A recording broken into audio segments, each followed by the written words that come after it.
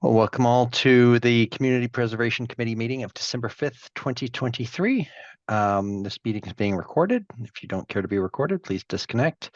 We'll start the meeting by doing a roll call of our members in attendance. I will go around.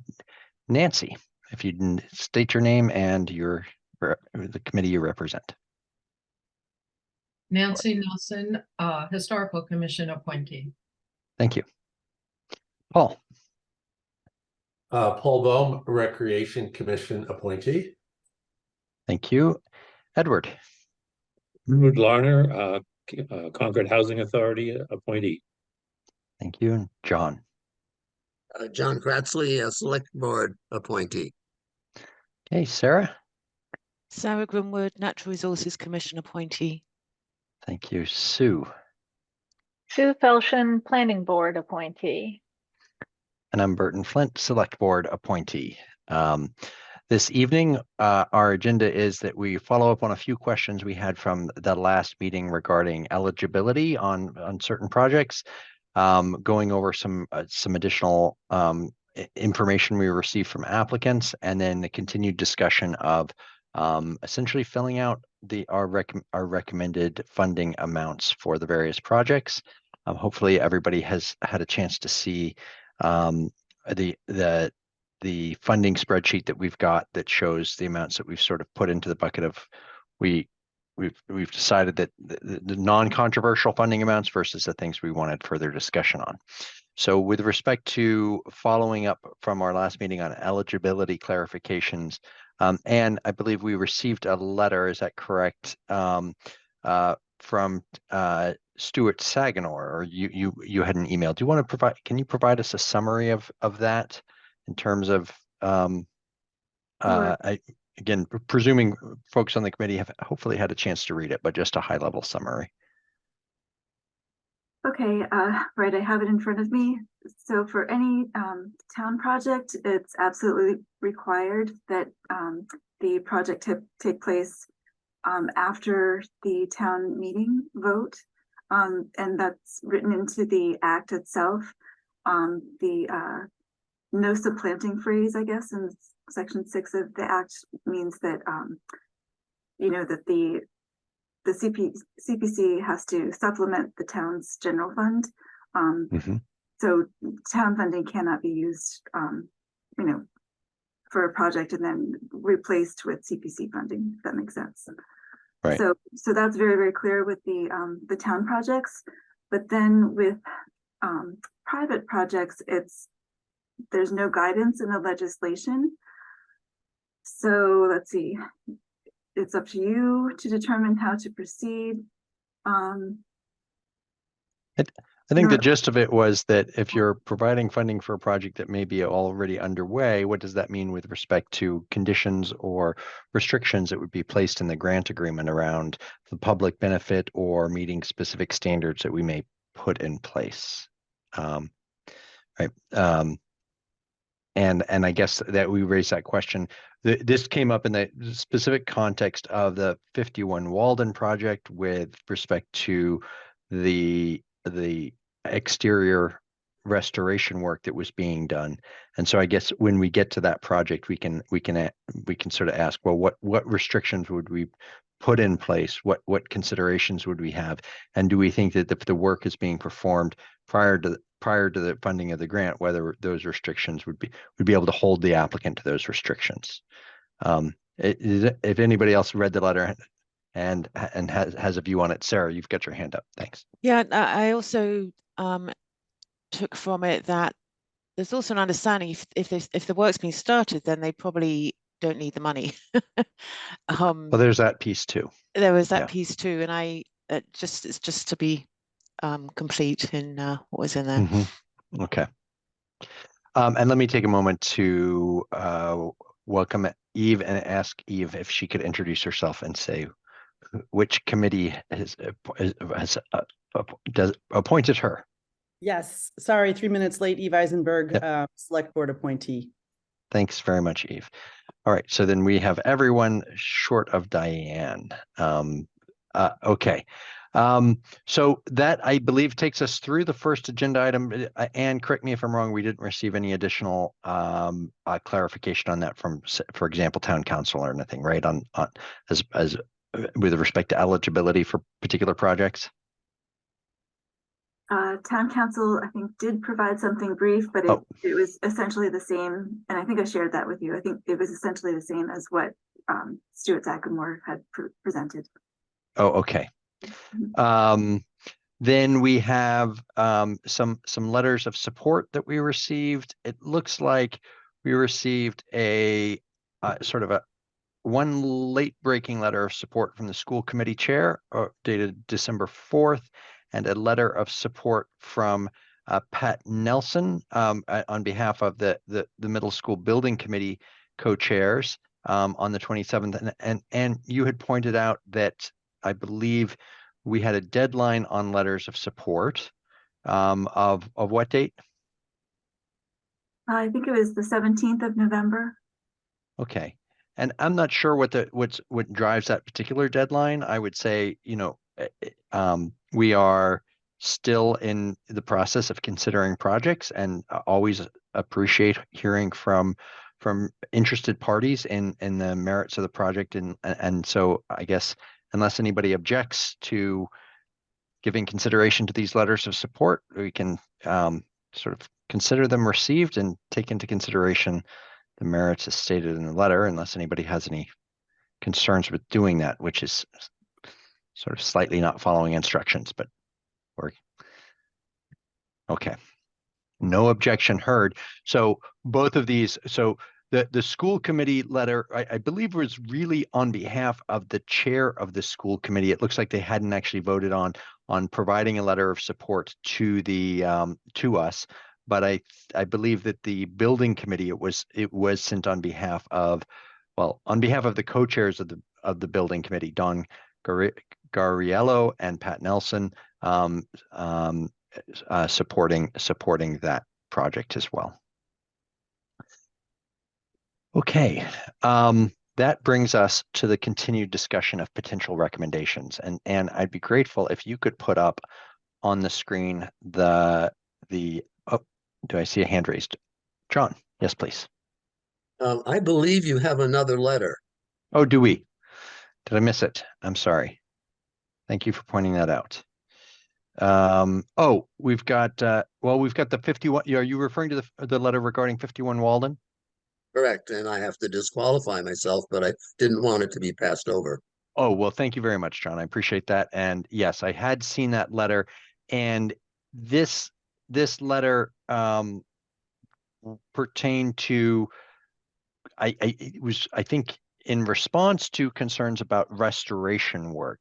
And let me sort of just do a quick show of hands. Have people had a chance to see this letter? Because it is pretty interesting. So Sue, Sarah, Paul, I'm guessing Nancy has seen it, Eve. Okay, so this letter essentially was saying, yeah, some of the concerns raised by the board about, are you actually going to be repairing the underlying woodwork, which requires some repairs and things like that, turned out that was not within the scope of the original bid that 51 Walden had received. And so they were wondering if they could come back for additional funds. Now, this is a matter of first impression for me, but I believe that once we have a application, the amount cannot be increased. It can only be decreased. I know that's certainly the case when we when we get to the warrant. But Anne, if you know otherwise, or if anybody else has any subject matter expertise on this, that's my understanding. Yes. Sarah. I just wanted to comment that further to the guidance that we were just talking about with work having already started, I think this is a classic example of why work shouldn't start before everything's been considered. Right. That's insightful. Yeah. Anybody else have any other comments, maybe both on the content of the letter, but also just on the ask that there be additional funds added to the application? I just think you're right on the interpretation. That's my understanding, Burton. Yeah. You wanted Thanks, that Paul. feedback, yeah. That, Nancy? that's my understanding too, and I just note that it was requested an increase in the contingency to which may have been left off. I was gonna double check that, but if it's very different amount if it's on the entire project budget than it is on just the application for CPC funding. Right. Edward, did you have your hand up? Yes. You know, 51 Walden, I think in our discussions, we really felt that they have a greater need. I mean, we thought the painting bid was way low, and so maybe we should think of this as an addition to be added for maybe next year's or for 2020. 26, I guess would be, in other words, there may be a continuing need for to help the Concord players. Yeah, I mean, that's a first thought, Edward, but my concern here is that we're talking about prep work that needs to be done prior to painting. The funding here is for painting and the work is already starting, right? So it would be difficult to go back and say, well, we're funding in a subsequent project, restoration of wood trim and the like. Sue, you've got your hand up. If I recall correctly, you can't submit an application for work that has already started. The work can start after the submission of the application, and before town meeting. But that means that next year would be too late. So it's beginning to look like it will simply not be able to be funded by the CPC, the addition. Yeah. Yeah, and Carol, I see you've got your hand up. Let me just, Nancy, I want to go to the committee first. Nancy, you still have your hand raised. Did you have an additional question or? Yeah. No, sorry. I just wanted to know, John, you're still in the meeting. Oh, there we go. Okay. I was muted, and now I'll be sure to But leave. you were watching. All right. Thank you for. All right. So I think we've raised a couple of questions. There are a couple of issues with this application, and Carol, I'll be with you in just a moment. So the first issue is the request for additional funding. I think we're pretty unanimous. We can't increase the application in this cycle. And then we have a fundamental issue as to whether we can fund a project that will commence prior to the town approving our funding proposal or our warrant, and what that means with respect to keeping that project in alignment with whatever requirements we may put on it, and that specifically it's highlighted by the fact that we've suggested that there's additional restoration work that should be done before the painting. Carol, do you want to speak to those the latter particular points? Give you the opportunity. Yes, thank you. We have not started painting. We have put it off for several years because we've been really inundated with other repairs. So we have not started. We on our site visit, we were told that the painting would be beginning in the spring. Is that correct? Well, that would be our hope, but if we get some funding, we would put it off until the summer. Okay, so you're saying the work, sort of once and for all, the work would not begin before the town meeting vote and the funding was released by the town. Yeah, I would say so. We are strapped. Oh, sure. Repairs. We appreciate that, and we don't mean to sort of pick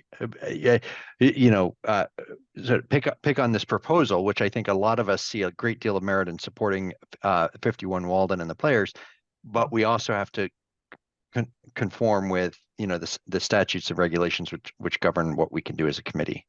So I guess the question is, what does that mean if we're not able to increase the funding for this additional 15% contingency that was requested in the letter to do what it would appear are necessary repairs that were overlooked in the original bid?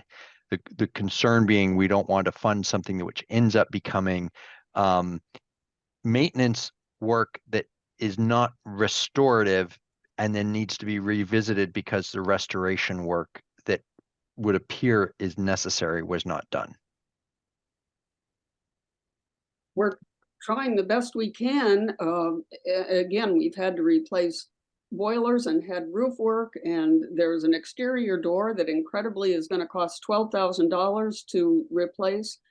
You know, we would need to have loans, additional fundraising. So, and Holly, feel free to weigh in as well, please. I guess the question is, so we as a committee, we can't fund maintenance. We can fund restoration, right? Painting often falls within maintenance. Now, ironically, when the repair of a building falls into a certain state, painting oftentimes then becomes a restoration project, right? We saw that one funding cycle ago on the house over at Old North, at the Old Old North Mance. Bridge. Old Oh, the Mance, rock. thank you. I'm just betrayed my lack of town history. I'm embarrassed. At Old Mance. So it would appear that the work that needs to be done at 51 Walden is maintenance work. Is restoration work. Painting is generally falls within the bucket of maintenance because painting is a regular, with a wood sided structure, something that needs to be regularly done every 10 years or so, right? The committee raised the concerns that there's a lot of underlying work that needs to be done. And once you bring that underlying work in, it becomes more of a restoration project. Would that work happen if we fund the painting part? Holly? Yes, and we as Carol said, we have not started any painting. There's no painting happening yet. The whatever work needs to be done. John, can you turn off your speaker? We've got two speakers going here in the house. Sorry. Whatever work needs to be done to prepare the wood for the painting would obviously be done. We're not going to slap paint on bad material, and we will restore whatever we need to on the building itself. So I just think this is it is restoration work, and the longer we wait to paint, the more restoration work there will be. I mean, that's the irony of considering painting as some kind of surface thing. It really is preserving the building itself. It's a preservation treatment in a building of this age. And we do not, obviously the painting cycle for exterior painting and exterior work now is not until the spring, probably after town meeting, even if we had money. That's when you start painting is in the spring and summer on the exterior work. So the only money that we have spent, so we have paid so far for work that has been done in the building on the HVAC system. And I explained that at the last meeting, and that was money we got from the state. And that was used so that we could order the equipment, which we were told was over a year out. And so if we ever wanted to see a ventilation system to make this a healthy building, we had to put up money and order that equipment in advance. So that we have paid for with money that we had gotten from the state, from the Mass Cultural Facilities Fund. Okay. And Holly, and I want to bring in the folks on the committee who are specifically responsible for 51 Walden, but would you be in receipt, do you think, of a quote for the full scope of work that's required for the exterior, and so that it would be a contingency of the funding agreement that full scope of work be done as part of that? Because that's where my mind is going on this. Well, we have a total bucket of money and that we're applying for, and we are allowed, I believe, in CPC to move it from one bucket to another.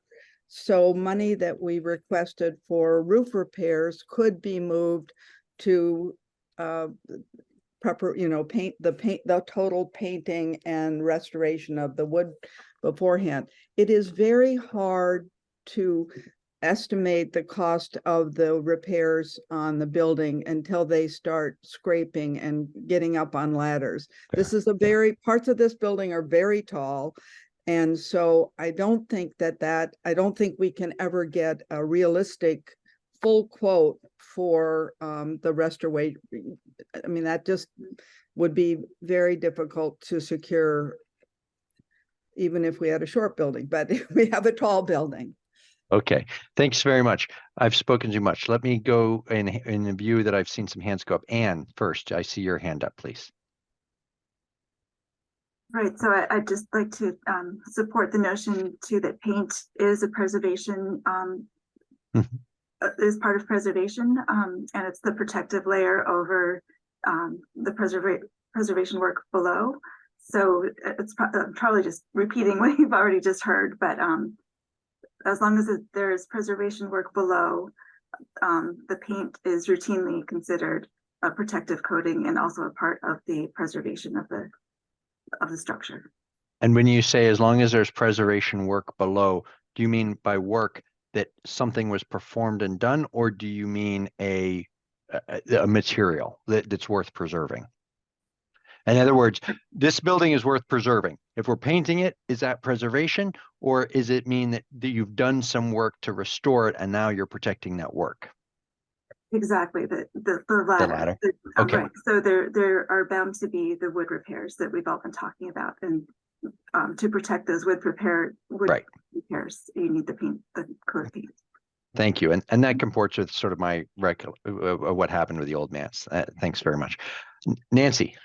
It is. I agree that it's part and parcel of preservation or rehabilitation, but what happened, I think, is that any contingency for that kind of work was left out. And that if it's if you look at the whole budget, 15% of the whole budget might be $71,000. If it's 15% of the CPA request, it's $29,250. So, or something like that. So it's contingency on a smaller number. I don't know what happens if the contingency was left out for the whole project. I think it was, maybe. Holly could answer that. Well, the sense I'm getting, and Holly or Carol weigh in here, is that you need to paint. If you get the funding for the painting, there may be some other funding that's even CPC funding, for example, roof funding, that gets put towards this, or you may have other fundraising or other loans. You're going to paint, but doing the painting, you would be doing whatever work was necessary to treat the substrate.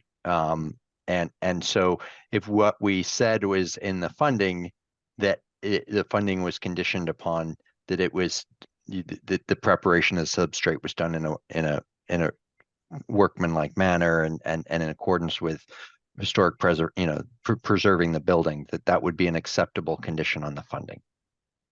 I think so. Yes, of course. Mm-hmm. Okay. Wow, more hands are going up faster than we can knock them down. Sue. Actually, I think that Burton just asked the question I wanted to ask, so I'll lower my hand. Okay. Paul, I think you've been waiting. Yeah, I kind of have a treasurer type question. So back to Stuart Saginor's guidance. I just want to be clear. So the 195,000 that's being requested here, will receipts for that 195,000 all be from July on? Because that's, that's the funding period. So I know we've talked about different aspects of this and things that have been done and underway. I just want to make sure that 195 is expended July on it. Is that a yes to the applicant? Oh, you're muted, Holly. I think that my understanding about CPC is that the funds are not available until July 1.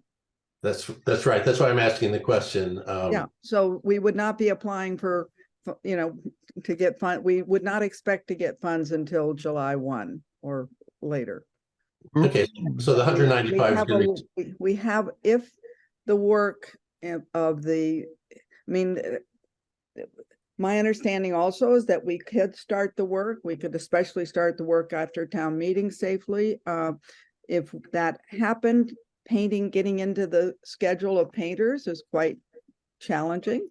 And if we were able to start earlier, we have a line of credit at a bank and we would use that to upfront the money to get started with the project. That's one possible scenario. I don't know that that will happen, and I don't know that we'll get carpenters and painters in there before July 1, but if we were given a slot, we would like to know whether that would be possible.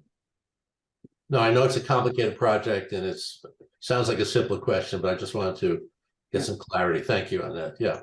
But Paul, if I may follow up, Yeah. it sounds like I wasn't clear if you were asking whether the expense would be incurred, including for that.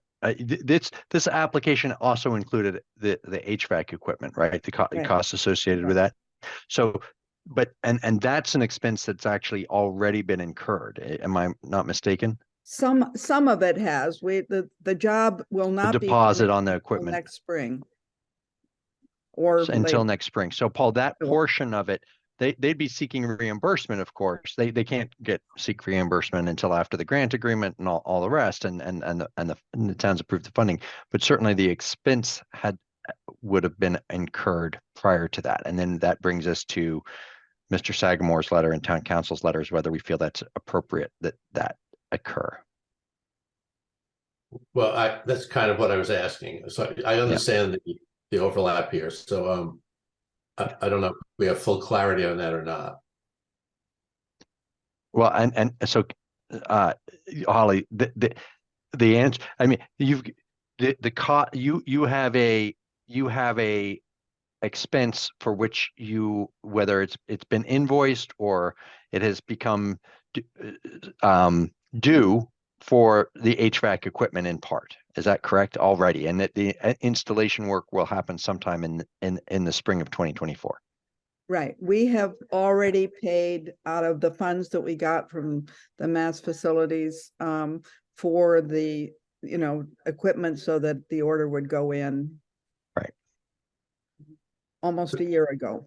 It's It's not there yet. So they wouldn't be seeking reimbursement for that because they already have No. those.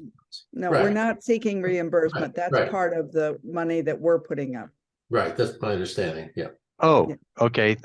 I'm glad we kept drilling at this because I thought that was within the scope of the requested funding. No, so there is some HVAC, but the equipment and what we have paid for, we're not seeking reimbursement for that.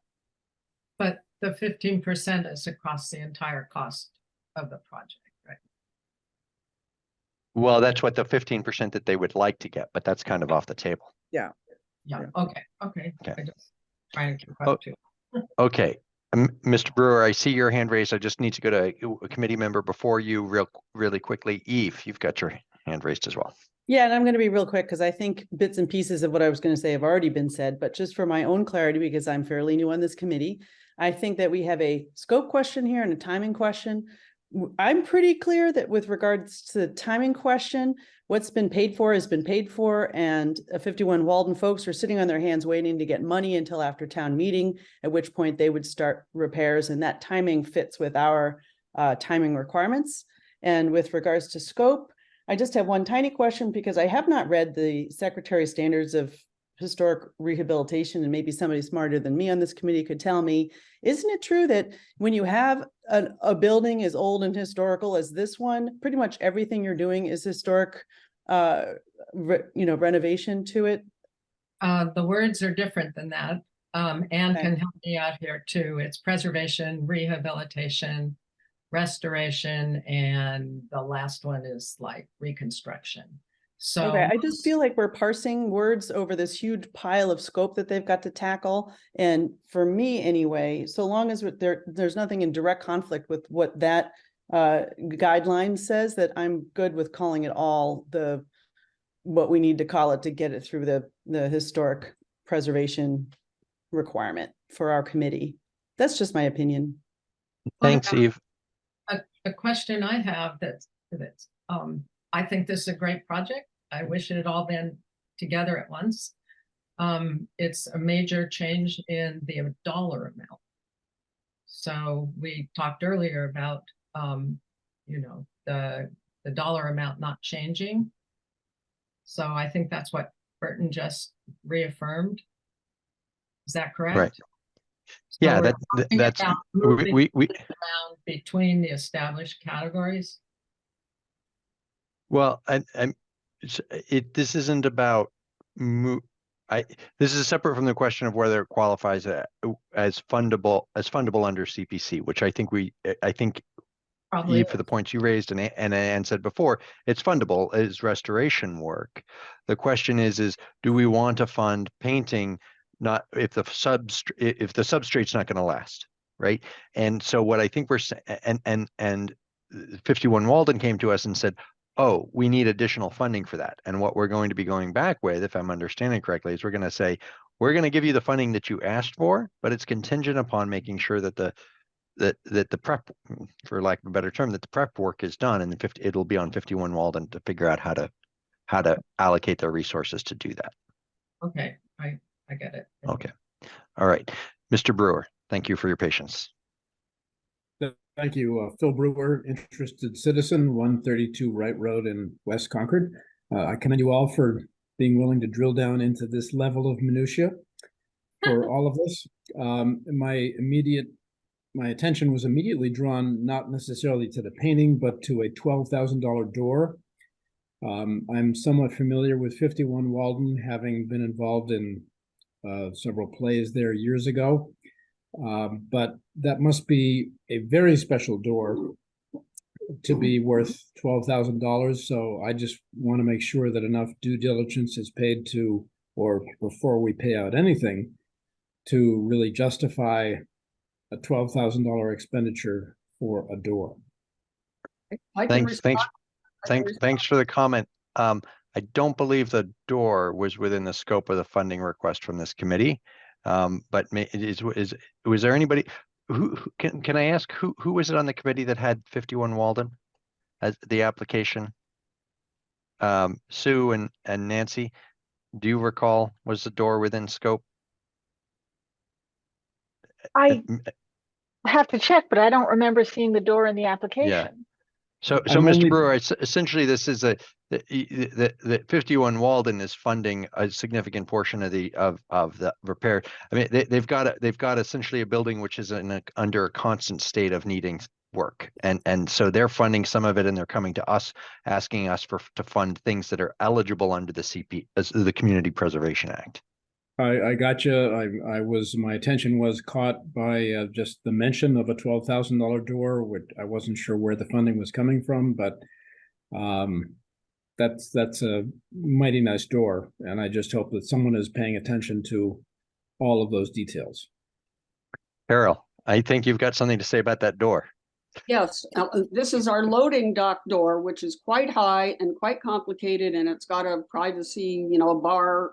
It's an exit door in terrible shape right now. I had a half a dozen contractors come. Most of them didn't even want to bid on it. One said 15,000, and then the second one said 12.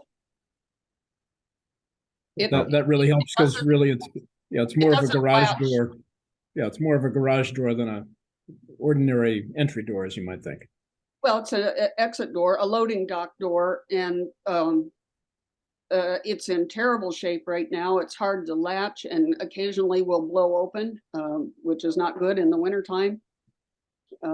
So as I said, I've had a number of contractors look at it, and it's a complicated situation. There's an upper part that we don't care about anymore, but we need carpentry to fill in where that was.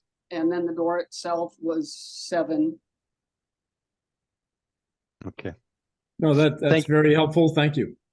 Thanks for that additional detail. Now, so a lot of discussion on 51 Walden. I think we've got sort of a pretty good sense of things on that. And unless any other committee members would object, what I think it makes sense now is to focus our discussion is to pull up the spreadsheet where we're tracking the funding amounts, the ones so we can consider the projects that we had not settled on. So again, just as a refresher on from the last meeting, what we'd Hold gone on, through. somebody had better tell John to recuse himself yeah. from reclaim. Yeah, if nobody else, Holly, if you could give him a nudge. Thank you, back. Sue. Welcome, John. Thank you. Okay, so as a refresher, last time we gathered, we went through and we sort of provisionally made decisions on various funding amounts, and the projects that we thought were we would likely consider funding in full without too much further discussion, but it was provisional, so nothing set in stone here. And we left some projects as not having determined or not deciding at that time. Now, there are a few things have transpired since then. What we obviously just went through on 51 Walden, also with respect to the housing. Well, also we found out our funding amount. So, Anne, could you tell us what our bottom line total funds available are, and if you could break that down by what's available in terms of current fiscal year funding, what we're getting from the state, and then what we have in reserve.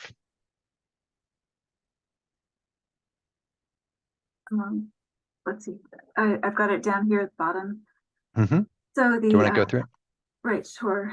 There's about 2.5 million total, with 456 from the prior year, 1.877 in projected revenue this year. There's the open space reserve account with 250,000, and then the total available is the 2.5 million. Okay, and those prior year funds, that's a big number that was left in the fund. Can you give a sense of what that was? Were there large return project funds in there? Is that why it's so large? Because generally, if we had a big chunk sitting around, we make it designate a sort of a designated reserve. Right. Sorry, I think I had that answer at the last meeting. I think we talked about it at the last meeting, but I'll try to remember. It was something about they had their projections for the year prior were low, and so they increased those projections. So it's actually sort of 2 years of balance that hadn't been recouped last year. Okay. So if I may just sort of generally characterize these things, a little bit of a windfall last year. We knew that they bumped up the CPA funding significantly after it had dwindled over time, and frankly, our applications weren't as high as our funding requests. That we left some money in the bank, and some additional funds came in. We did put aside some money in an open space reserve. It's sort of a rainy day account is not quite the right term for it, but with assuming that our future committees would be asked to fund open space land acquisition, which always comes in sort of in big chunks, which are hard to fund all at once. So we put aside 250,000. Our actual sort of current operating funds, for lack of a better term, is 1.877. So 1,877,000. And our total funding requests this year, those have also changed. So that's the other piece of news since our last meeting, right? We've had one application withdrawn, a significant one. If you want to scroll back up to the housing. So we've received the 4 housing fund requests. We can put aside the 33,500 for the Regional Housing Service Office. That's the same, and we gave that the thumbs up. The trust has requested and continues to request 500,000. The Concord House, it was at CHDC has formerly, they received funding for that bucket, that 267,000 from the Housing Trust as of a vote tonight by the Housing Trust, and they have previously withdrawn that request from the from the CPC. So I have I've got all that correct, right? Is that right, Ann? Why don't I go check my email and make sure that. Let me just double check that's, I'll Because double I check that at remembered this. it as the Concord Housing Authority, but I might be. Oh, was it? Okay, well, then let's see. I'm just double checking.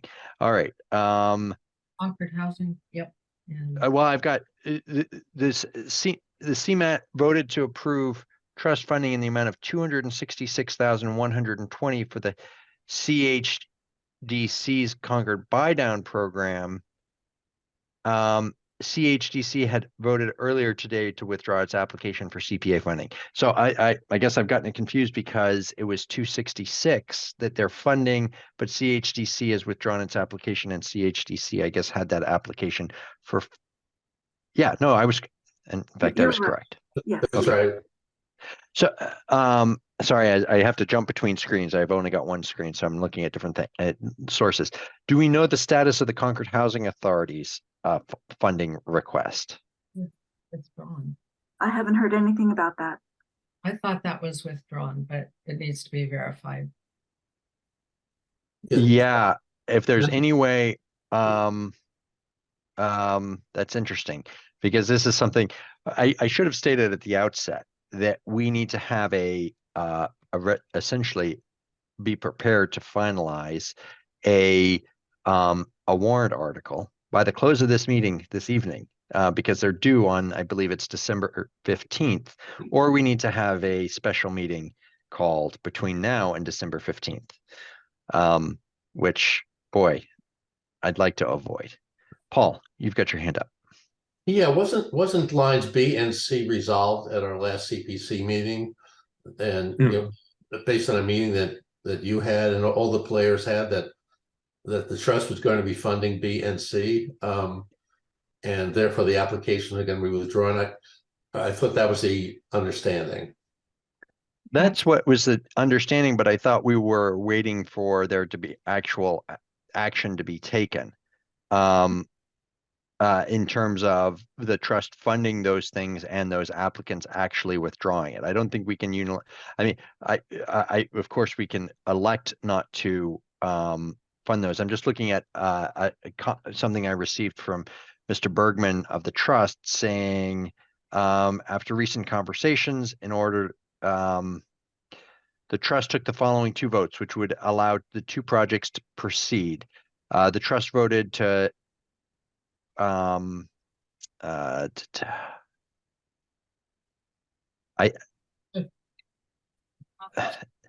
think the trust voted to support the CHA funding. Well, it said to invite CHDC and CHA as priority sponsors to request applications for the things that they had sought from us. But I don't know if I've seen that the CHA has elected to actually withdraw their application. Can I speak? Yes, Brendan? as a matter of fact, Yeah. I was about to call on you, Edward, because you're the. Okay, I'm sorry, I've been waving, but I assume you don't see me. Yeah, you know, as of the last meeting that we had just received the authorization from the Housing Trust to fund what we had requested from CPC. So we have officially withdrawn the Housing Authority request, and tonight the Housing Trust approved the application from the Housing Development Corporation, and Liz Rust said that she would be withdrawing the application probably tomorrow. So I mean, it was just a voted, and what's happening is we're discussing when and how we're going to utilize the funds from the trust. So we do not need the CPC money for the 2 housing authorities, just the affordable trust, and of course for the regional housing services office. Okay, thank you very much, Edward. This is why this committee benefits so much from having people appointed by committees who can report back from all the various or committees that across town that are involved as well in these projects. So I really appreciate that. So and if you can put that spreadsheet back up, what it essentially, I'm going to guess that it means our total requested funding is now around the realm of about $1.8 to $1.9 million, which is well under our total funds. Did I get it right? 1.878? No. No. Oh. Wait, Wait, let me no. check. 1.8, yeah. Yeah. It's because you still had $400,000 in column D. I think you zeroed it out in column H.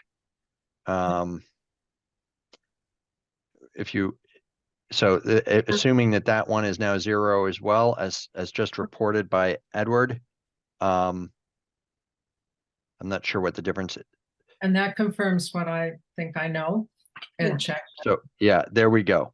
So we're now at 1.8. 1.878, and I would also point out that it looks like what our recommended numbers now aligns with the requested numbers, which means there's no open projects, but we've got a couple of more things I think to discuss.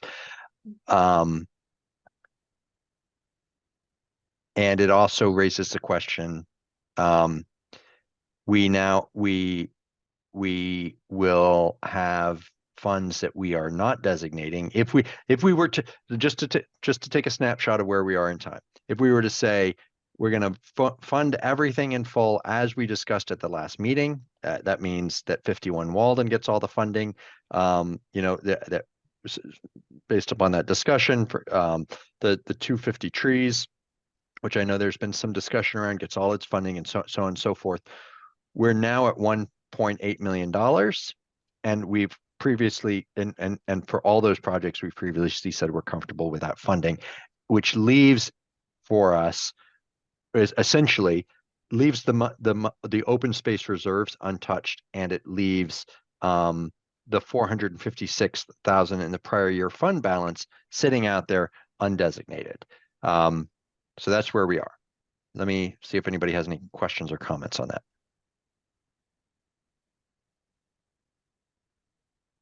Edward. We at the Housing Authority are still funded for the Commonwealth Avenue house that the Habitat for Humanity took over the project, and then we're just waiting for the final billing for the sewer connection and some repairs where they put the line in and so forth. So that money would be coming back, even though it's committed at this point. Right. And only a partial amount of that will be taken for just finishing up what we promised the Habitat that we would do for them. Thank you for pointing that out. And speaking of funds that have been out there, there's some question as to whether they've been returned. We've also heard from the Director of Natural Resources that they will not be essentially, I'm going to put this the wrong way, but stating that they want the funds that were previously designated specifically for dredging at the Warner's Pond returned to the committee at this juncture. So when I step back and I look at this, I think, well, we went from being oversubscribed this funding round to being significantly undersubscribed, largely because of a very significant reduction in the housing requests. My gut, right off the bat, tells me what we should probably be doing. So we can't overfund any, we can only fund up to the amounts that have been requested. So we can't fund more than $1,878,320. But maybe we should move the discussion. Well, let's discuss to find out whether everybody is comfortable with the designations we made in our last meeting, or anybody wants to revisit those, and then talk about should we be putting anything into reserve accounts specifically towards, for example, open space or housing. Sarah. I wasn't able to attend the last meeting, and the video wasn't online when I tried to watch it. So I just wondered, you said that there was some that needed discussion. Has all the discussion happened, or is there still, because there's some asterisks in here, I wasn't sure if they were the ones that needed discussion. Yeah, and do you want to go back up where the asterisk was? Well, 51 Walden, I think we've discussed that. With the asterisk and the designation of things that we wanted to come back to, is that? Sorry. So yes, the Hillcrest Conservation Land Step replacement, that had an asterisk. And the asterisk designates what? Right, that you wanted to come back to these four. Okay, The middle school fields for 250, the Concord Art Association for 173, and the 51 Walden. But you've talked and was there about- one by two, the 250 trees? No, that's, No, Nope. but there, I think there had been a little bit of further discussion on 250 trees around eligibility of funding, and we can touch on that this evening as well. So shall we just move to continue that discussion, and then we can figure out what's left over from, we can figure out what to do with the remaining fund, or, you know, what to do with whatever fund balance we have. Yeah, let's and how first which that should be treated. check that we're all comfortable in each of the lines. Okay, Take it from the top. all right, right. And Edward, you've got your hand up again. Yeah, I have always been not negative about the request from the school board for the fields at the middle school. Mhm. And I, as a new member of the board, I'm unsure of how the warrant is written. Is it all in for all the projects on one vote, or is it Yes. possible we could Generally speaking, it is all in on one vote. Yes, that's how it's Yeah. always been done. That's what I had remembered from town meeting, but I think it would be worth. I would hate to see us get involved in the town politics about the school budget. Well, You know, This has nothing to do with the school budget, Edward, okay? This is not, let's talk about that. If you want to talk about that now, let's have a discussion. on yes, it. Well- I'd like to talk about this one as well. Well, please. if we can, let's go in order. Yeah. And Edward, just one thing to keep in mind is that when we can propose a warrant, and once it's proposed, we can't make any increases or material changes except to reduce funding.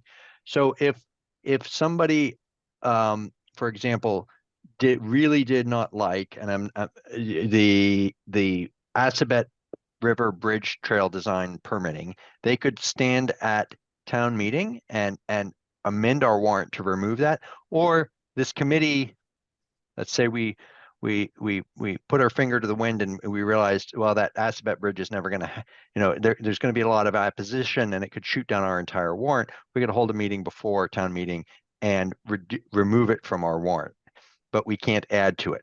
So I think that addresses the question as to whether there's a, you know, a poison pill in our warrant and with one particular project. With that said, yeah, that's I'm sorry, I misunderstood. I interpreted Ed's question a different way. And that was, do we as a committee vote on each line before we put the warrant together? yes, we do. And I think we do. Yes, thank you. Yeah. Is that Yeah. what you meant, Edward, or not? Well, yes, but I'm Yeah. for the money going to the fields. I just worry about the politics. I think maybe you know, the amendment thing. Maybe we could talk to the moderator and have her be you know, suggest to somebody that's really upset about that maybe the amendment would be the way to go rather than jeopardize the funding for all these other worthwhile projects. So I have a question, Edward, you mentioned, can you explain your concern? You mentioned politics a few times. This application for the fields has nothing to do with politics unless somebody wants to make it political. Can you? Well, say but what we your just, concern is? controversy. I'd be glad to have someone to defend what I'm thinking, but I just feel that the town in general is split on very not left or right or, you know, party politics, but just people were upset, and that's why about the bond issue and the additional taxes and so forth that have been incurred for the total cost of the project. And last time when the school board was here, I indicated the $250,000 is a fairly large, you know, portion of our budget. And I felt that the school representatives said, well, they needed to show that it was local support, or, you know, outside of the school budget. They needed to come up with additional funding, and that was what our role was. And I'm just. I just feel that you know, I'd hate to get us embroiled in this school budget issue. That's all, or maybe I should call it the bond taxes issue. So, if I may, Paul, it sounds like Edward's saying that it's a good project, should be supported. Some people in town may jump to the conclusion that this is an additional money grab by the school committee. I've read the online discussion. I've read the the related article, editor opinion letters in the Concord Bridge about school funding. I can see it getting mixed up, but Edward, I think we'll be able to shepherd, this, make clear the distinction. But before we get too far afield, let's go through one at a time here, if we can, and start with the first asterisk, which is the Hillcrest Conservation Land Steps replacement. I will confess that I don't recall what the further discussion was. Maybe we just hadn't all got completely comfortable with this on a first pass. Did anybody have any comments on this particular one? Well, okay, Ed. I'm sorry to be speaking too much tonight. It's your job as I a was committee member. one of the people that reported on this project, and I just felt it seemed a little bit unrealistic to think they're going to be able to put anything in because of the slope. But that was just my opinion. Well, am I not mistaken that this funding is actually for them to pay for them to figure out how to put something into the slope, and that the construction actually would come later, assuming they could figure out that very thing, because it is. That is true. I'm just thinking that may have been the reason we put an asterisk on it. It's worthwhile for connections to the trails down by Kennedy Pond. I think it's probably very worthwhile to do, increase our funding for open space. So. Okay, Sue, you're waiting patiently. Yes, I have actually a question about this, which is, as just noted, the funding request is for design funds, and presumably if they come up with a design, they would be coming back for funds to actually build the thing, which would presumably be much more expensive. And my question is, I'm new on this committee.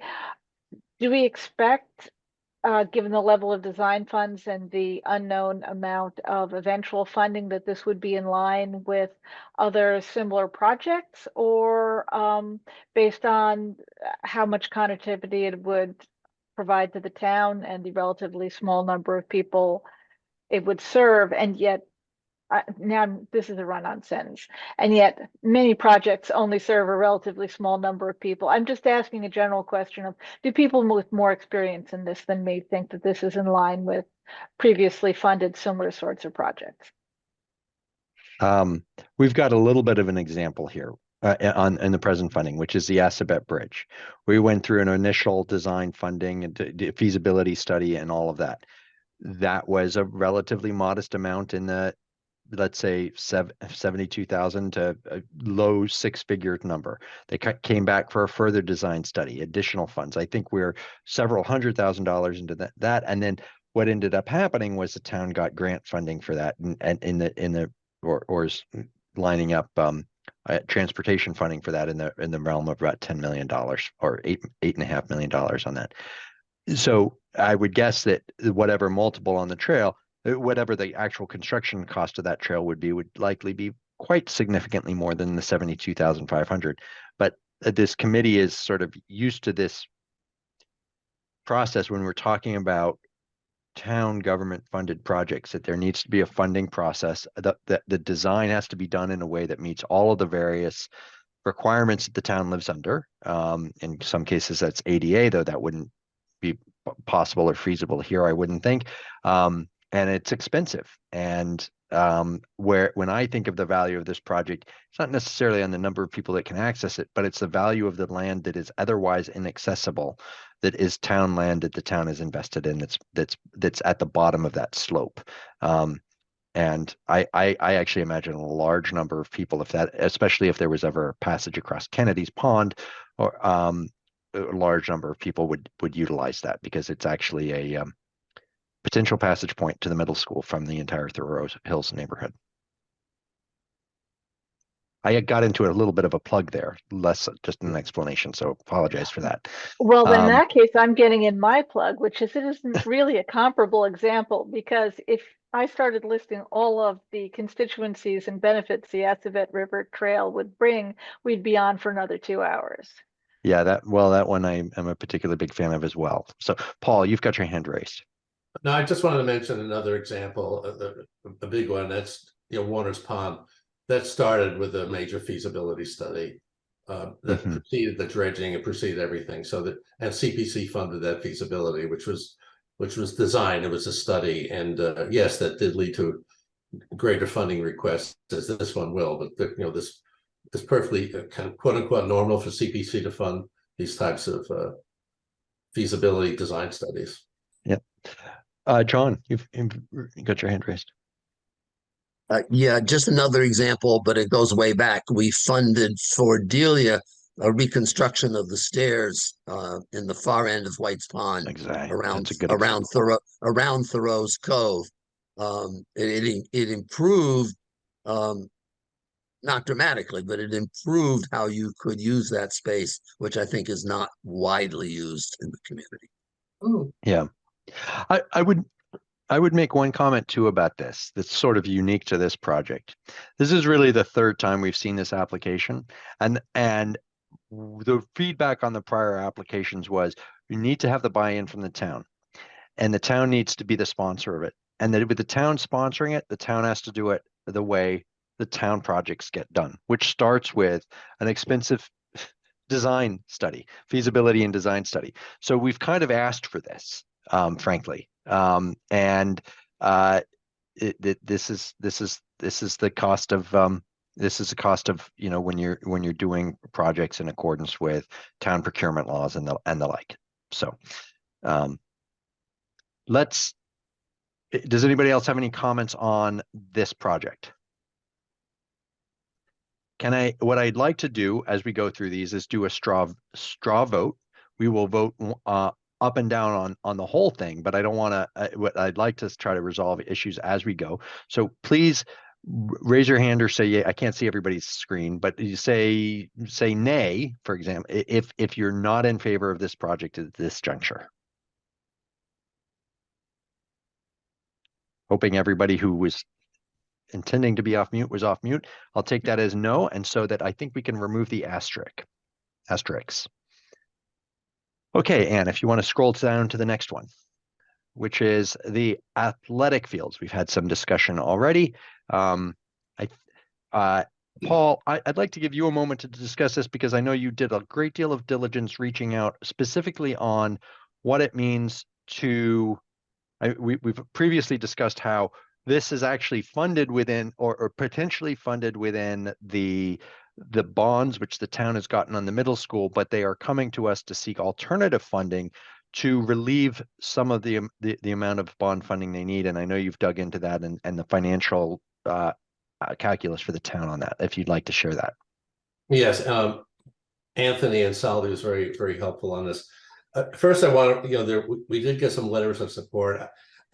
I think, aside from the politics, which maybe is on the side here, I do want to dig a little bit into the funding. But from my perspective, and I'll have a plug, it's a valuable, needed project. The town supports it. There's letters of support. It meets all the CPA criteria. There's nothing wrong with the application. It's a sort of a true recreation in terms of athletics that which is very worthwhile funding in terms of the variety of people that can be supported on the field. The funding on this, remember, it all comes from borrowing. So it's not that they have the money. They don't have any of this money. They have to go out and get it. And so what the middle school building committee committed to a while ago is to try to defer some of those costs to future lending. And so that's what this 250 is. The 250 comes from borrowing over a 15-year bond, and it's actually going to cost the town $325,000 to do that. So essentially, if we fund this, we're saving the town $325,000. So we're taking out of this pocket here money we already have, but we're deferring an obligation of the town to pay back $325,000 15 years from now. Paul, can I just clarify one point? So Yeah. they would borrow 250 and paying back the principal and interest would be 325, or there would be 325,000 in interest? No, it'd be $75,000 in interest. Thank you. current interest rates, and but you know, paying back the entire obligation is $325,000. It's not just, Thank you. That, but so it's 75,000 more in interest. So financially, that's the numbers that Anthony gave me, and you know, yes, the project would proceed without our funding, but you know, there's several other projects here that would probably proceed without our funding. And honestly, we haven't asked those applicants, you know, could you go out and borrow the money? That's what we're saying to the, if we don't fund this, we're basically telling the Concord School Committee, go out and borrow the money for it. So, you know, we have this in our budget. I look at it as saving the town either 75,000 or 375,000, depending on how you look at it. So that's what the finances look like on this project. Okay. Does anybody have any questions on that or comments? I can't find my raise my hand button. Okay. I'm raising my hand. Please speak up at any time. Yeah, don't give me that blanket. I still have trouble with spending CPA funds on projects that have already been approved by town meeting, and I'm sure can be funded through normal town acquisition of debt and whatnot. I don't have the words right, but other entities may not have the security of the town funding that we see for schools in Concord almost always. So I'm hesitant. I know we've got money left over, but in a future cycle, we may have some unparalleled opportunities for other categories, and we will potentially fall short. So that's what I think. I'm thinking this is a lot of money that's already been approved by town meeting. It has been, but it has been approved, but we don't have the money. But they will probably be able to get the money given their credit ratings and everything else that goes on in finance world. That's true. They can definitely be able to go out and get the money, but there are several other applications here. If we ask them, could you go out and get the money and borrow it? They probably would say yes. So yeah, it's a little bit different. I think Lori did say that, you know, I went back and listened to everything that was said, and it seemed that they said, she and others said more than once that the project was fully funded, and the finance committee had requested they find other potential funding. So they were making that good faith effort. It's fully approved for funding. It's approved that they can go out and borrow the money by issuing bonds. So to say it's fully funded, it's fully approved for funding. That's correct. Oh, okay, that's fine. That's fine. And not much of a question whether or not they. Okay. Just one other thing. So at the and I didn't mention this. I had was at the chair's breakfast, and I did mention to Pat Nelson, and she asked, you know, how the CPC application was going, and I said, and you know, I'll go on the record for this. Lori was a little bit less than totally enthusiastic when she presented it, because as you say, Nancy, she said, you know, we can get the money elsewhere, and I think Pat was surprised because the Concord Building School Committee had committed to seeing if they could defer some of that money through alternate mechanisms. So that's why these letters of support came in from the school committee and from the middle school committee. That's why they came in, and from the Recreation Commission too. It's a good application. Thanks for the discussion. Sarah. Just a comment. I mean, I wanted to discuss this because I also had some reservations that Nancy's just expressed, but I appreciate Paul explaining that the town would have to go and borrow the money. I hadn't appreciated that piece, or I'd forgotten it. So thank you. And also, so that makes me feel better. And also the fact that we do have the funding this year in order to support this makes me feel better as well. So while I kind of had some hesitancy whether it made sense, I'm okay with it now, for the record. Thank you, Sarah. Eve. Hi, yes. I just wanted to say that I don't think of this as part of I know it's part of the school, but let's remember that we're funding fields here, that the fields are used by the Concord Carlisle Youth Soccer Program. which is not part of the school specifically. It's a private nonprofit organization, I believe. And also there are opportunity, the fields won't be completely fenced off. So there's plenty of opportunity for other people to use the fields. I personally walk my dog on the school fields, and I've seen birthday parties happening on the school fields. And when it's on the weekend, people come to the school fields and use them for other things too. So it's a field. It's that's all I wanted to say. It's part of our recreation budget. It would be. Thanks so much for that.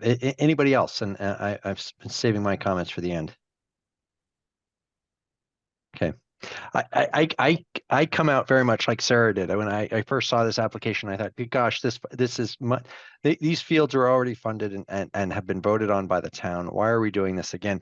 I think part of the reason there's funding for them is because the actual bid for the middle school came in a little bit lower, and it would be very likely if they were really pressed up against the ceiling with the bid that the fields would have been dropped and the school would have come to us asking for funding for the fields, because they would have been excluded from the project. It's a little bit about moving money from one bucket to the other, but it actually does, because the CPA surcharge on our real estate taxes is withdrawn regardless.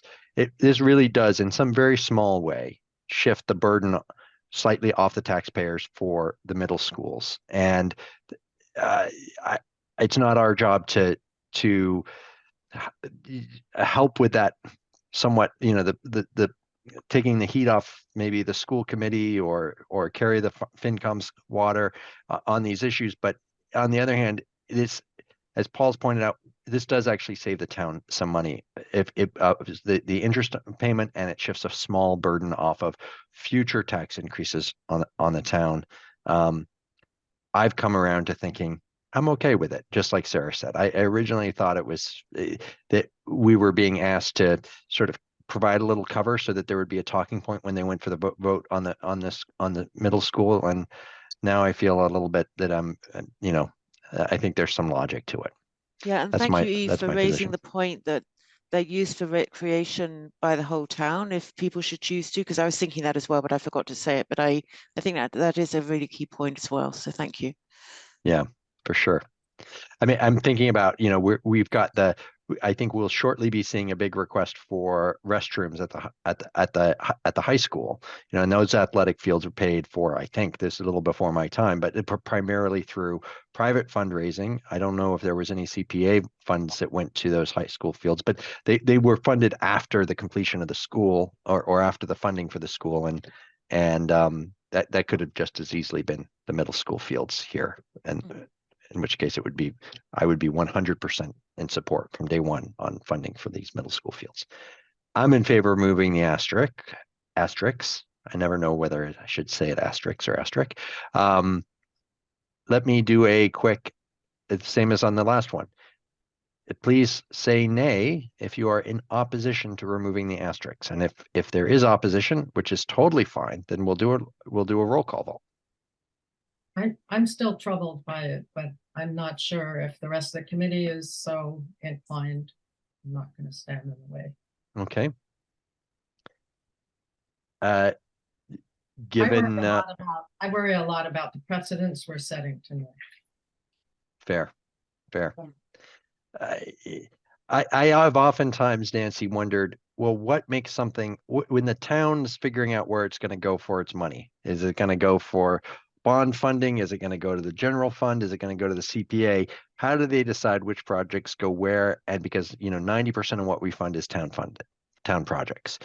Of course they've got to fit within the CPA, but some of them I think, why isn't that general fund?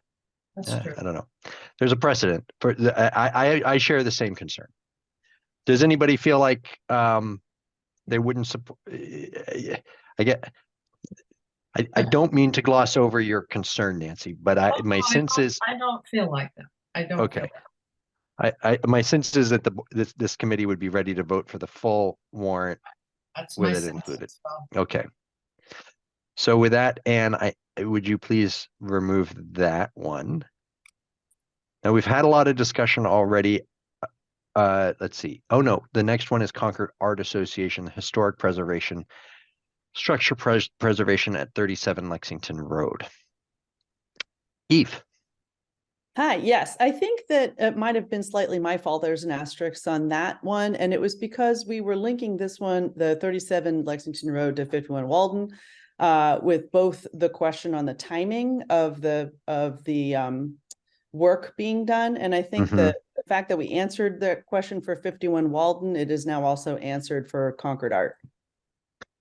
Well, can you refresh me on their timing issue? I had mentioned that I was worried that the bathroom should be started before July, and they actually have a much larger project, just like 51 Walden does, going on, and are shifting money from bucket to bucket and around. So they put the room, just the expansion of the room is the sprinkler system is part of their scope of work. The bathroom is in there, but it's possible that they can start after the town meeting, I think is what we just said about 51 Walden. So if they can start after the town meeting, then that would be fine for Concord Art as well. Does that make sense? I feel like I'm not making sense. It does. Okay. Does anybody tired over here? Sorry. No, it's that is life. Does anybody else have any concerns or comments on the Concord Art Association restoration?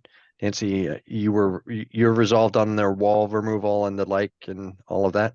Yeah, I think I am. Thank you. Okay. We've discussed 51 Walden at length previously. Does anybody else have any further comments on 51 Walden? Wait a second, Ed was trying to hold his hand up. I'm sorry. I can only see 4 or so screens at a time. So Ed, yes, please. I have the same problem of having to find my hand, but I know how to do it, but it takes too long. I was one of the people that was worried about the bathroom, and to me, it was kind of a safety issue. I mean, look at how it's rigged up right now, and somebody could fall through that floor. So, and I think that's where the whole timing issue came in, which tied in, of course, with 51 Walden Street. But I think my questions have been answered about that they're not going to allow a safety issue to go on unattended, waiting for funding to come in July. So I'm not worried about anything like that. Okay, thank you. So, yep, Anne, you may move that. And now 51 Walden, Sarah. I'd just like to clarify that we're going to put a contingency in on this one, that the what was called the contingency work will be done first before painting. That makes sense. That's my understanding of the discussion. Yeah. Is everybody in agreement with that? Yeah. And so Anne, if you could make a note of that when we're putting together the grant agreement. One of I had asked the applicant, I had asked Holly if there would be a quote that would reflect the full scope of work, which is generally what we would use as evidence for what the work is being done. Sounds like that's not going to be really feasible because it's going to be a sort of a see what happens as you proceed situation. But we'll need to draft up some language that says that the underlying structure, or they're not structural issues, but and maybe Nancy, you can help us on some of this stuff. But the underlying, substrate will be addressed in a thoughtful, workmanlike manner. Well, I understood what you said. Okay. I'm not sure I could repeat it. Okay. Anybody else have any further comment on that? And for people that are new to the committee, Sarah, you know this, but the way this works is once we have funding and the projects are approved, we put together grant agreements which contain sort of a usual and standard list of requirements and representations and conditions. And then for particular projects, we may draft something specific, such as what we just discussed on 51 Walden, and put that into the grant agreement. And so that's a contingency for our funding. Okay, having Anna, you can remove that. So we've ended up where we began, which is at $1,878,320,000 requested $1,878,320 recommended for funding, which is a really good place to be with respect to that. And then it leaves the question. So what we would be doing is, so far, putting forth a warrant recommending those projects at those funding amounts, funding all of them in full. Actually, if I may pause, there was, just because there was some additional discussion on this, and I know we've got at least one person on the phone, or with respect to the 250 trees, the 250 trees for Concord's 250th. I think there had been some questions raised as to whether that would be eligible for CPA funding. Whether it contained the necessary elements that are required for CPA funding, and there was some back and forth with our town council. If I may give the floor just briefly to Krista, or Anne, if you want to chime in too on the resolution on that, and what would likely be resulting in one of those grant agreement provisos on where those trees would be planted to meet the CPA funding requirement. Krista or Anne? Is Krista here? Yeah, I defer to Krista. Okay. Oh, thanks, Anne. Yeah, so Anne, and I want to thank Anne for and Town Council for getting back so quickly with some clarification about that, and making it, abundantly clear that CPA funds can be used to supplant, what is already being done through town operating or capital funds. So we have taken that to heart, and we are, as we consider planting sites, we're thinking about, this area being, perhaps at the high school, we've been sort of eyeing an area that could possibly use for a grove of trees. That type of planting would be eligible for CPA funding, whereas, a street tree outside of a historic district would probably not be eligible for CPC funding. So, we are keeping that in mind as we locate sites, and I think between the because we'll also hopefully have access to town capital funds and some Concord Public Works regular operating funds. I think that we will be able to sort of manage those different pots of money for different, for appropriately different sites. If that makes sense. It sure does. So in other words, I mean, CPW has a regular program. You can call them up and say, hey, will you plant a tree in my yard next to the sidewalk? And they do that. And that's sort of a routine thing. You're thinking of, all right, we're going to put a grove at the high school or an alley of American elms down Elm Street in the historic district. It would be those kinds of significant plantings. That would be a great idea, by the way. Significant plantings around town that would have historic significance. Right. Yeah. Trying to make sure we're in those CPA funding buckets. Okay. Sarah. Krista, please, could you confirm that those trees would also paid by the CPA money, at least, well, preferably all, but at least the CPA money would be native trees? Yeah, that's the goal. I've had a lot of questions, but in fact, this is the first thing everybody asks when we start that's why I'm talking about asking the project. What trees are you going to plant? And I don't know where people fall on the sort of use of like say a hybrid elm or something like that. But I think the goal really is to maximize biodiversity, so that we're not planting all and ultimately, it's not like our committee is going to decide what, each and every tree species that goes in. There will be a lot of, CPW and whoever they hire will be making sure that each tree is appropriate for the site that it's planted in. But what our committee hopes to do is whittle down the list of trees that CPW currently uses to make sure that that we're getting the ones that that are native and that maximize wildlife and stormwater benefit. I'm not comfortable with your because you just made the comment, well, we're going to try. I'd like it to be a contingency, because I know that was what the NRC discussed, as their support came with the fact that they needed to be native. Yeah, and I think that would be relatively easy to accommodate, since we're already thinking about, you know, some trees are going to be funded with CPC funds and some trees are going to be funded with capital funds. So it's going to be a complicated spreadsheet, but I think we can manage that. We will manage that if that's a contingency of the CPC funding. I'd like it to be. Yeah. Okay, noted. Does anybody else feel we might as well, we will have discussion on that, Sarah, later, but we might as well, would anybody else have a concern with that being a contingency in the funding agreement, that the species be native trees? And maybe a question for you, Sarah, does native, would in your view native include, for example, a hybrid American elm that's I think that would be acceptable to the NRC, but I would like Delia to comment. And obviously it comes down to conditions as well, as you said, Krista. Okay. You know, so there's a lot to consider, but I think that would be okay, personally. Well, we could even use NRC's list. Yes, absolutely. You know, exclusively for the.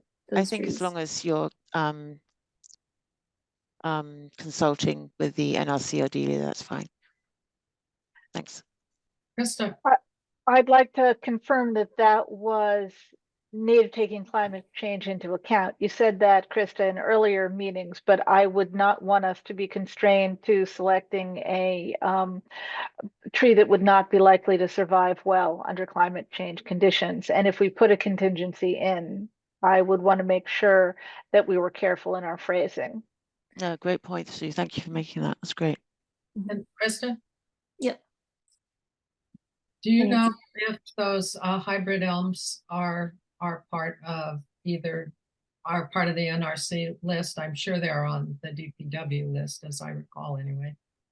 I haven't looked at the NRC list in a long time, but I could do that. Have left, basically. Yeah. I think pin oak, scarlet oak. I think there's a lot of trees that we could use that we're not using now. That I was just talking to someone about black tupelo, which you think of as a swampy tree, but it really apparently can do okay in a lot of different conditions. So I think we need to think more broadly about our native trees, and it's particularly what's moving north as the climate changes. But it's interesting because elm, I kind of like Burton's array of elms along Elm Street, and also sugar maples. Some native trees are really suffering, and I think that's more to Sue's point about what's the projection for that tree in particular. The sugar maples are. Yeah. But it would also be nice not to have an exact list written in. I haven't been following lately the news on disease-resistant American chestnuts, but I know people are working on it, and that even more than elms, because we have no disease-resistant American chestnuts at this time, would I think be a terrific use of the money if such a tree was available. Yeah. Yes, agreed. Good point. So I'm hearing a general consensus in support of Sarah's idea. We will have time in the spring as we draft up the grant agreement to be more specific, drawing on the NRC's expertise. Okay. So where that leaves us. Thank you for your time, Kristen. Thank you for joining us to explain that, and for running that down.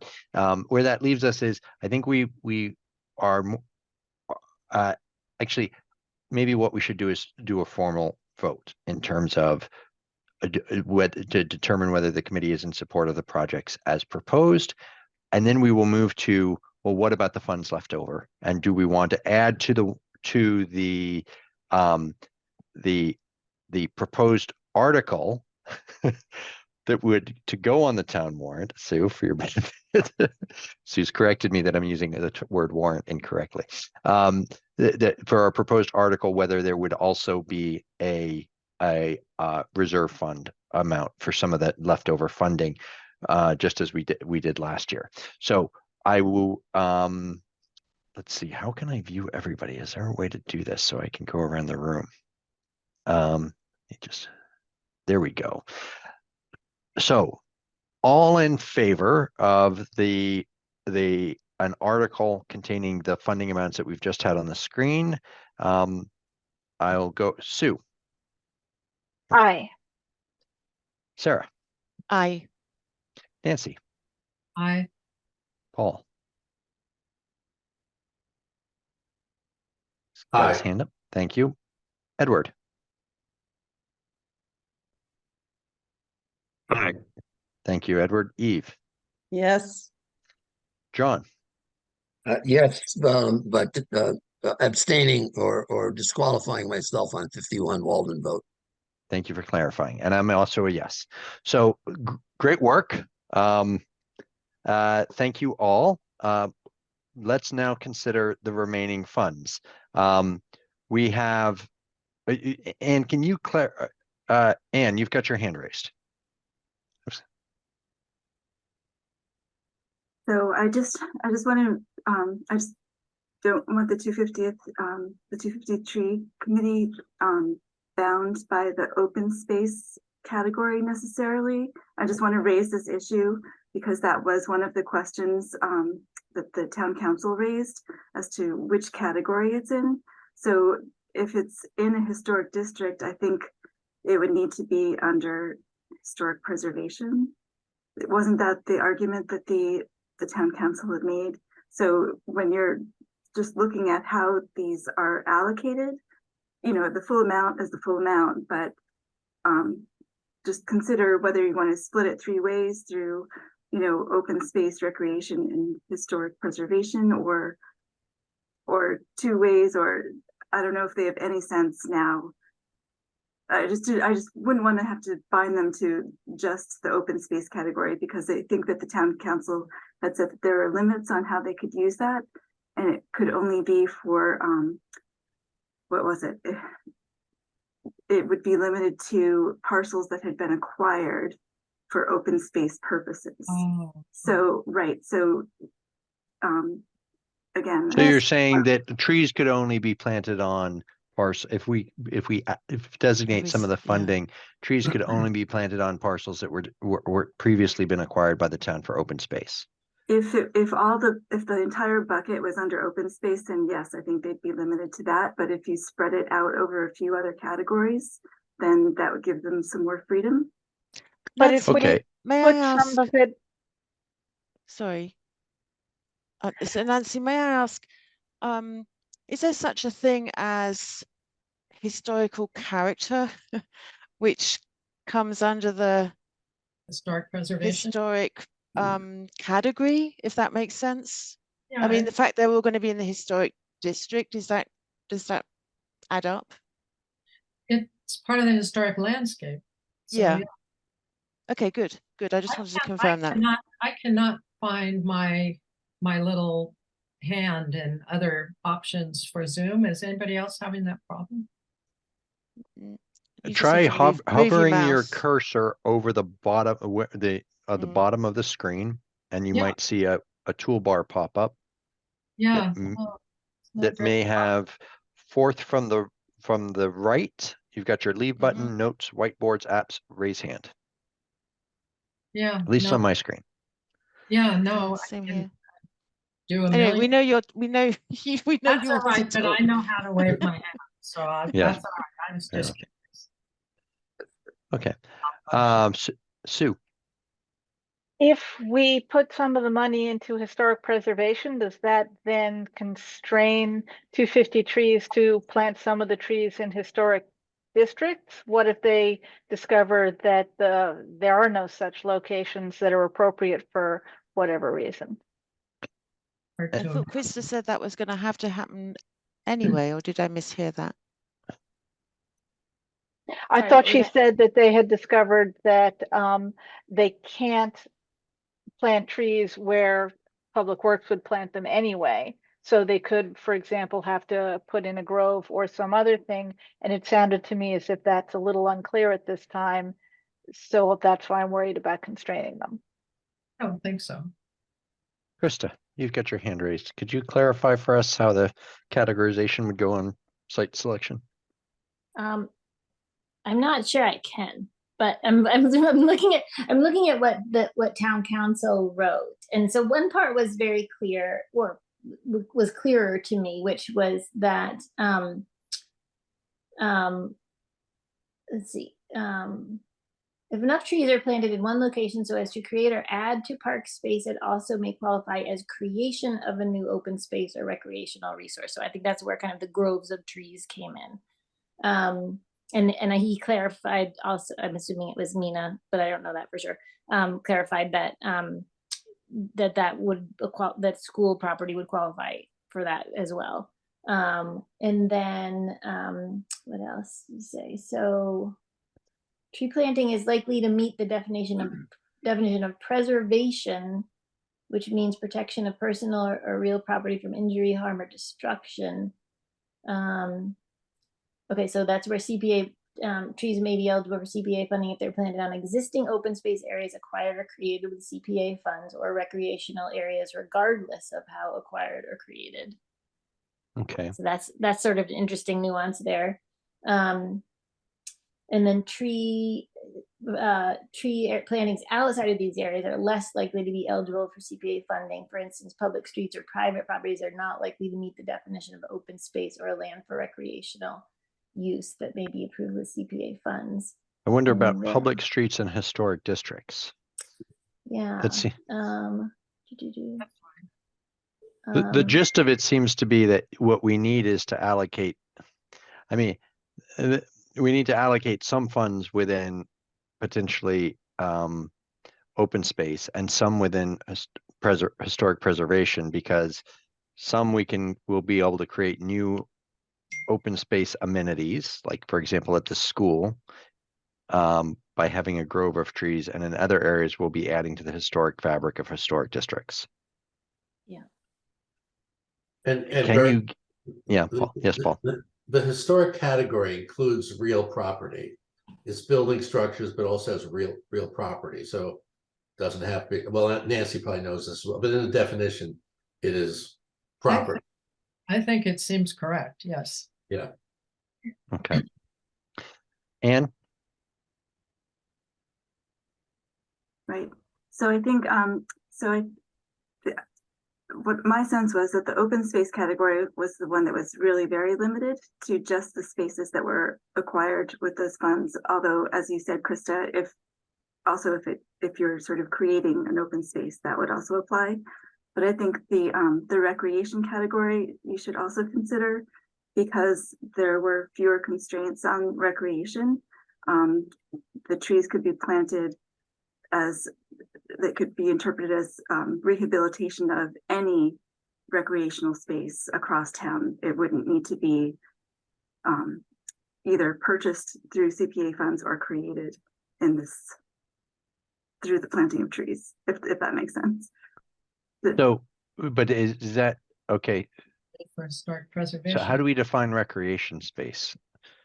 I know it's so confusing, and I know Paul's taken a close look at this too, because recreation space is actually a subcategory of open space. It falls within the definition of open space. So it's just, I'm not a lawyer, and it makes very little sense to me. The recreation category is a separate category. It includes community gardens, trails, areas for youth and adult sports, parks, playgrounds, athletic fields. Yeah, that's what it includes. Okay. Given that, Krista, maybe some parks, maybe we will create on otherwise undesignated town land a open space by creating a grove. Maybe we will create recreation space, and maybe some of these will be planted in historic areas. Okay. Do you have any sense of how we ought to divide this up, since we need to allocate percentages when we do these things? Couldn't you just give 30% to all three, or whatever, 33.33, and then the actual allocation within each of those categories would be more fluid ultimately, wouldn't it? I don't know about how the actual allocation is tracked. Because And what I'm having a really hard time imagining going through public works that they're going to come back with the receipts. Yeah, I was gonna say like maybe 70% open space and then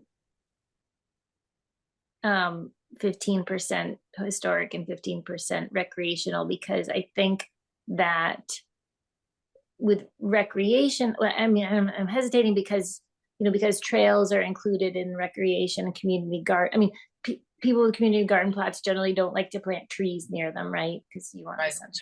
So it's probably not a lot of opportunity there.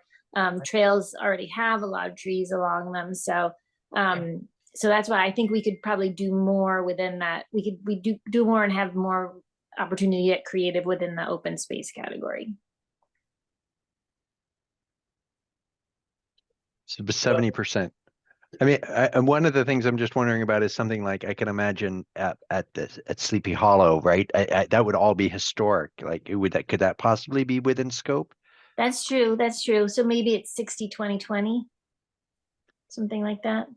Burton, I'm just wondering if we're fussing too much. I mean, some of the other, for example, the Assabet Bridge, it has open space and recreation. Is someone going to track how much on the Assabet Bridge is being used by, Oh, you're the treasurer. Well, this is our best guess. This is these categories are a little fluid, so I'm just saying. I'm with you, Paul. I'm with you. Maybe Nancy's guess is the safest. 30, 30, 30, 30, so just. Yeah, I agree, Paul. I think 30, 30, 30, I feel fine with. And we won't send the auditors out, Krista, to. Thank you. I'm really bad at math, so. See how long it took me to put the percentages together. Well, 30, 30, 30 doesn't add up to 100 anyway, so. There you go. It doesn't. I'll take 10. Okay. So Ian, I think you've got your clarification. I think we're all good with that. Thank you for raising the point. Let me just ask you, Anne, were there any other issues that you needed to revisit on the specific projects that we've just had a vote to support? No, I don't think so. Okay. Yeah. All right. Then I believe we've got that number. We had prior unallocated. Well, so our current fund, one number I don't think we threw up was, let's see, what's the specific amount of state funding we're getting this year? I think you said our current funding is $1,877,062. And how much of that do we think is coming from the state? I'll have to go look that up in an email. I have that. Okay. Okay, no, actually, it's up on the website. Let me see. The net of it is our current funding, not dipping into any prior funding, is just around $1,000 short of our funding requests, right? Sorry, I'm still on the state funding. But yes. Okay. Well, okay. So our current funding is 1,877,000, and our funding request is 1,788,000. We have a delta. It looks like of about $1,280, roughly $278, maybe. I'm terrible at math too, Krista, but I think that's where we are. So that means dipping into the prior fund balance by $1,278 roughly. Can you check the numbers for me, and the difference between our current recommendation total 178 and our current funding amount? Sure, just 1 second. I'm going to do it the old-fashioned way while you do that. Yeah, I am too.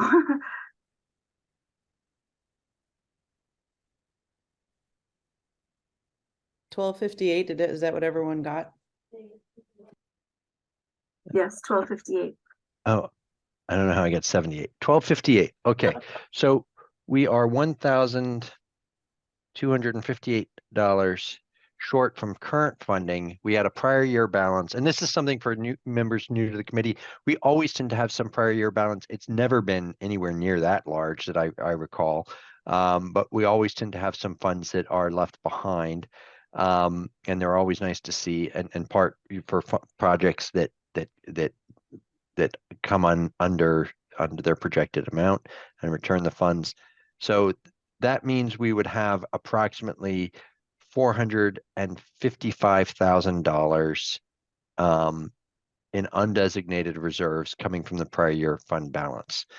There's nothing that says we need to allocate that. One of the reasons we've done reserve funds is in part to, if we felt we're coming up short in one particular funding category. Another reason might be just because we think it's prudent to some degree to bind, the folks that will follow us on this committee to support particular projects. But it's not necessarily entirely locked up. I think once something's placed in, for example, I don't think we've ever had the case where we've had, for example, open space funding that we've wanted to return to another project because there's always enough funding to sop up any reserve account. Funding request to sop up any reserve. Does anybody, Paul?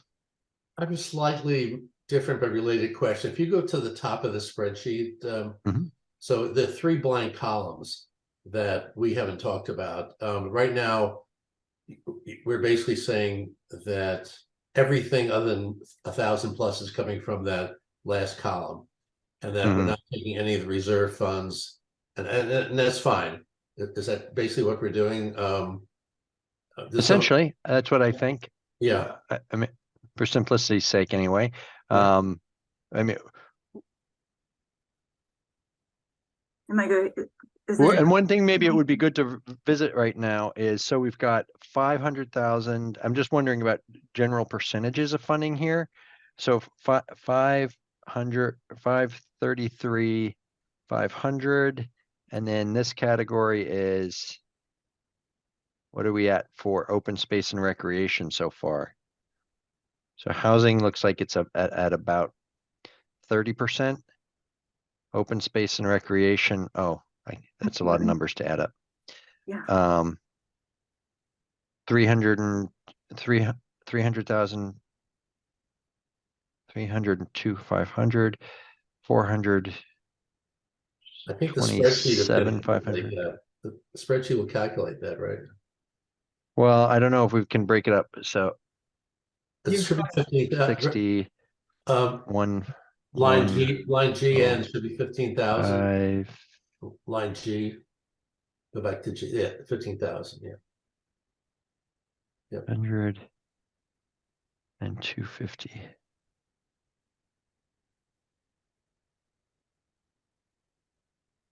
Okay. And we were going to split up the trees.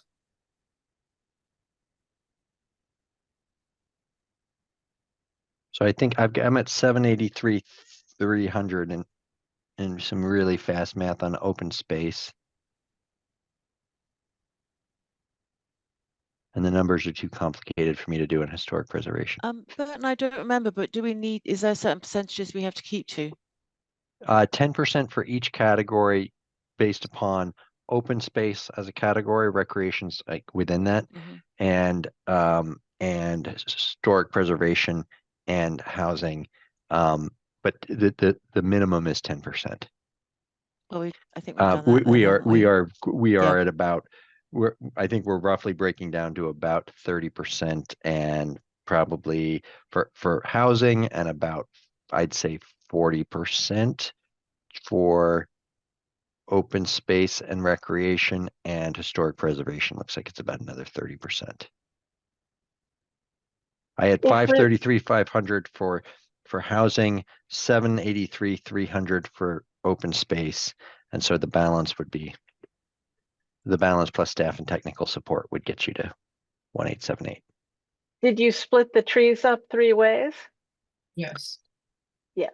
Yes. No, I was just trying to add as fast as with the screen scrolling up and down. I was adding as fast as possible. If it's 33.33% a pop, then it's 83325 for each category, but we'll be missing some tiny percentage, because it should really be 33, 33, and 34% to not have a tiny rounding error, Well, if anyone cares, which they don't. for purposes of our discussion, we'll have an exact number in the presentation at town meeting in terms of how this breaks down by category. But for purposes of our discussion, we've come out fairly balanced across each of them. With it, I think the slightly, but probably a small margin. It looks like housing and historic preservation are roughly about the same, around 530 to 525,000. Yes, Paul. Yeah, I had a fun factoid. You know, last minute we talked about which category or categories have 10%. It turns out that the open space and recreation category carries the 10%. So it's a combined category. So the CPA requires 3 categories. One is housing, one is historic, and the other one is the combined space and recreation. Just it doesn't change, but just in case somebody wanted to know, I went back to the source. Okay. What was the source? What's that? Legislation? No, actually the CPA website. The CPA website differs a little bit from the legislation. Okay. The CPA guidance website has a combined category. Huh. The law does not. So That's don't tell the legislature. And I have one question. When we think about, we've got that little bit of a windfall of the 427,000 that's in the undesignated funds. Was there any one chunk of funding in there? Like, for example, to use as Edward mentioned, we'll likely get a significant amount of funding back for the Main Street housing project that was funded. I would be inclined to say if we got a big chunk of funding back, for example, in housing or in open space, that we may put that into a designated reserve, or that would push me in that direction anyway. Is there anything like that? I'm not sure if I understand the question. So, okay. I was trying to find an email from Mary too that explained that number as we're talking. So go ahead. Okay. The question is, of that $427,000, right, is there any significant portion of that that's associated with a particular funding category? If it had been, for example, all come back from Junction Village as a housing project, and I know we reallocated that already, but if it all came back for that, I'd be very inclined to say, hey, this was housing funding. This helped us meet our threshold requirements for housing in the past. Let's roll this into a designated reserve funding for housing for future years. That would be one consideration. My next consideration would be, where do we see the most lumpy spending going on in town? I see lumpy spending in open space land acquisition and in housing. The historic preservation tends to be smaller, but multiple projects. I'm just thinking about whether we get to that undesignated, that turning all that 400 and what's going to be $426,000 or whatever into a designated reserve. I would. Yeah, I'd have to follow up on those questions. I know that we did get some guidance from Stuart Saganor saying that we're actually required to put the money back if we're recouping funds from a project, that we're required to put those funds back into that same category. That makes sense. The town may not have been doing that, so that might be something that we need to, go back and figure out. Yep, sounds like if Stuart says we are required to, then we ought.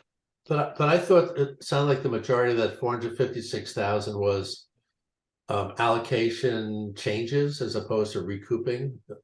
Is that I'm trying to track down that email from Mary that explains exactly where that money came from. It will take some time, so maybe you could talk about other things for a while. Okay, Sue, you've got your hand raised. Yes, I want to raise the question of Junction Village. On the one hand, the project died, the money was returned, and it's over. Too bad.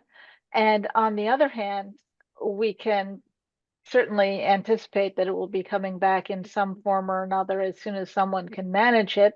And should we not prepare on the grounds that the town supported it before, the voters, to hold some money back in reserve for when it comes back? But on the other hand, there are a variety of reasons why the project failed, but one of them was the general discomfort among a significant fraction of people with having had town CPA funds go to it in the first place and other town funding. So I'm not making an argument one way or another. I'm just saying I think it's something we should consider whether we should hold in reserve or not hold in reserve. Well, point well made. Paul. Well, I think, remember that money did come back and went to the housing trust. It was so it basically is in housing. It's sitting out there in the housing trust waiting to be spent on the next iteration of that. So it hasn't been lost. It hasn't been lost. But I did have a slightly different question. I think you mentioned earlier that Delia preferred not to leave the money that had been out there for dredging, to leave it where it is, as opposed to recouping. Is that what you said earlier, Burton? That's what I said. Yeah. Yeah. So my only concern there is if it moves towards something other than dredging, and if that money is needed, that money is not going to be available to that because it's sitting out dredging. It would have to be recouped and then reallocated. So there might be a time delay. I'm just putting it out there. Right. I think I think a valid concern. Yeah, that it's parked there, and we know that it can sometimes take a full cycle to unpark it and reallocate it.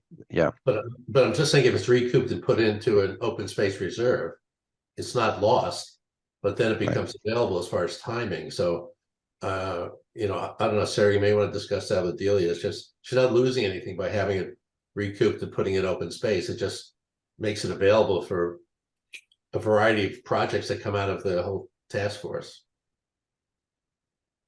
Just a thought. Yeah, I can raise that with her tomorrow. We have an NRC meeting, if that helps. Edward. Edward, I see your hand. I thought I'd talk a little bit about the housing trust and why it was formed. And it really, the idea was for the housing groups, we thought about this money that may come from the transfer tax. And eventually it'll be funded basically from the money coming back from the state for these warrant items that we hope are going to pass. But in the meanwhile, we've had to come to either the town with free cash or the CPA to fund these things. And then when the money from Junction Village was turned back, that allowed the housing trust to say to us in this year's round that they would fund us now what we were asking for 2024. So that's why the Housing Development Corp and the Housing Authority was able to just withdraw our request, and that balanced things out. It's just that the theory was that we wouldn't have to do this very soon, because very soon the money would be coming from the state directly to the housing trust. Does that make any sense? So it makes sense.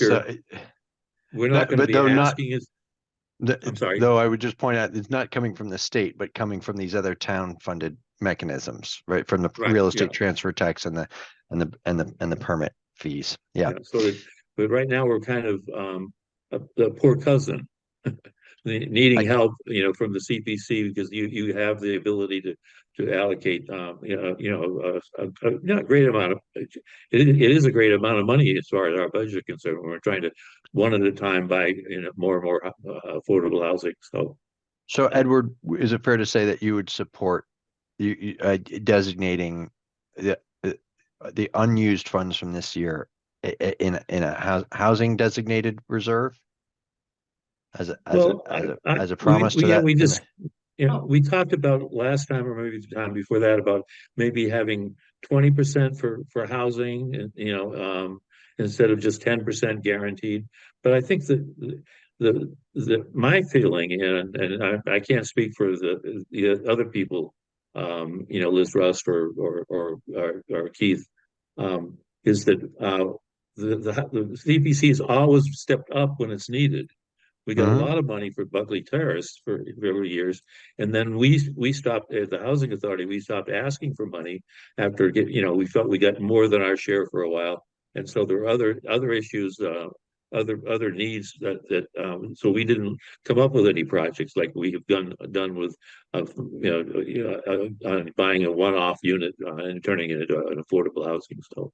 So I think my point is that we start making, you know, pots for one that are designated for this way and that way, we lose some flexibility, and the flexibility comes from we all sit here and we all talk it about, and it's kind of like Assabet Ridge. We got the open space people and the housing people to work together on an issue where generally their philosophies are kind of opposed. So I think this is a good place for consensus right here on this committee. Okay. I think what I heard Ed say was, you know, to retain maximum flexibility in case extraordinary projects come up in any category, which is more or less where I would end up. Okay. Eve.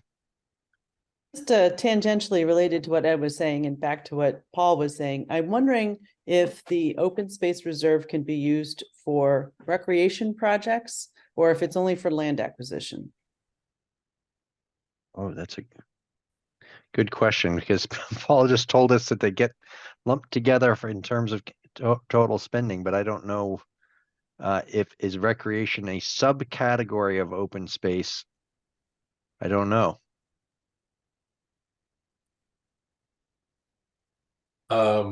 It's a separate category, but it doesn't have its own reserve accounts, right? There's no reserve account called open space / recreation reserve. It's all open space. So, you know, this sounds like another question for town council, but I mean, if we wanted to put a recreation reserve account, we couldn't do it. I mean, so. Well, this is just back with you saying that take Delia's dredging money and put it in the open space reserve. I just wondered if that would turn it into land acquisition money instead of a recreation fund money, right? Potentially, I mean, we do have a general reserve account. We don't have to designate for anything. We can just put it in general reserve. Yeah, undesignated reserves. Undesignated, that makes it available for anything. So maybe that's a good place to put it. All right. I've now heard, I think, 3 voices for undesignated reserves. I think, Edward, that's what you're saying. Maintain maximum flexibility. Paul's nodding his head. Eve is, by your questions. I have something burning in my house. I have to go. Okay. Okay. All right. Please. Reserves are burning. John. And me. John's for undesignated. Nancy's for undesignated. Sarah's nodding. Yeah, Sue. I'm fine with that. Yep. It's down to you, Sue. What? Oh, it's fine with me. Okay. Sorry. But Anne has something to say. What I would say is that we don't make any special designated reserves out of anything that wasn't previously allocated. But if Anne comes to us and says, out of the $460 some odd $1,000 that's in there, $200,000 of it originated from a prior housing or a prior open space project or whatever it was, and we're required to put that into a designated reserve, then I would be in favor of this committee doing that, and that our article that we present include that. Did you just say you're in favor of us doing what we're required to do? Most of the time. Yes. Yeah.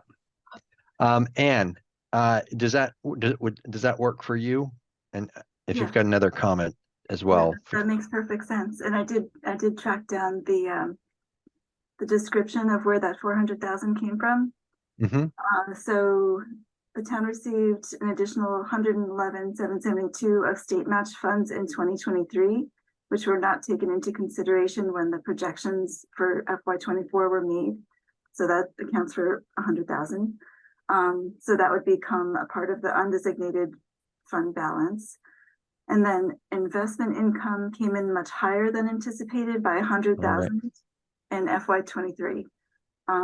And then finally, she said there was no appropriation made from the previous year's undesignated fund balance, as we have seen in previous years. Wow. Okay.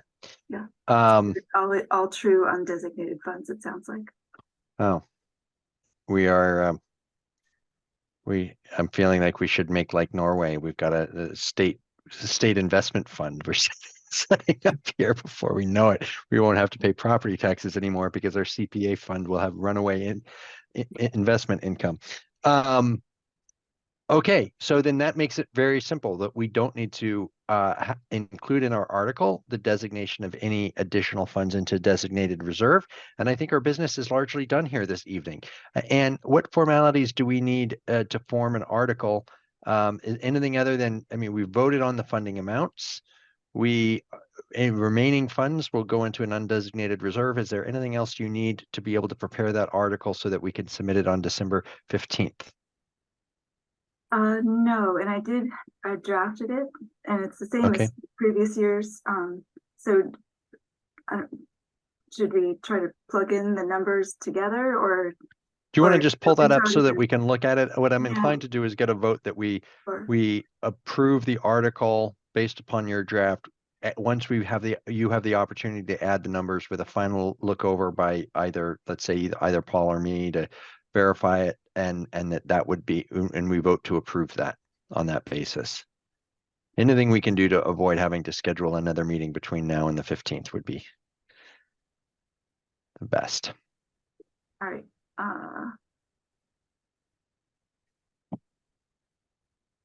So, my screen up? No. Not yet. Okay. There we go. It's coming up. Okay. Article X to determine. All right. So now, of course, oops. Okay, so we can see that you've already actually drafted it with the amounts in there. So it's essentially almost done. Right. So it's just plugging in the numbers that you all decided. The text is all there, and making sure that these match the spreadsheet that we were just working on. Okay. So if you're comfortable with that, it's all fair. I am. Based on previous years. Okay. Great. Wonderful. Let's just, for the record, we'll do we subject to the cleaning up those small items, plugging in those numbers, which Anne, I'm sure will do after this meeting. I'd like to do a vote to approve that draft article for submission for consideration on the town warrant. I'll second that. May I get it? Thank you. Thank you very much, Eve. And to you, Eve, how do you vote? Yes. All right. Thank you. Nancy. Aye. Edward. Aye. Sarah. Aye. Paul. Yes. Sue. Aye. John. You're muted. You're muted, but I know. Yeah, yes, disqualifying myself on the part of the warrant that contains the money for 51 Walden. Great, thank you. So noted. And I am also a yes. We have done our work largely as a committee for the year, for the most part. We of course have preparation for town meeting, and we also have drafting of the grant agreements. And we have one final task for this evening, which is a couple of rounds of minutes, I believe, if I'm not mistaken. And also just if there's any public comment. So we received minutes from 8/15, August 15th, 2023, and September 19th, 2023. Did anybody have any comments or edits to those minutes that they would like to voice? Just to note that I wasn't present at either meeting, so I'm outside of this discussion. I did have comments. And did you recirculate them so that I can move to approve the minutes as drafted? I did post them. I did make the changes and posted them this afternoon or early this morning sometime. Oh, great. And so then that's the ones that I reviewed. So I'm good with those. I would make a motion that we approve both sets of minutes as revised and posted today. Second. Thank you, Sue. Nancy. Aye.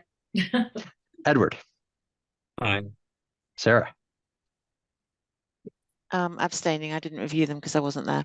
Okay. Noted. Paul. Yes. Eve. Yes.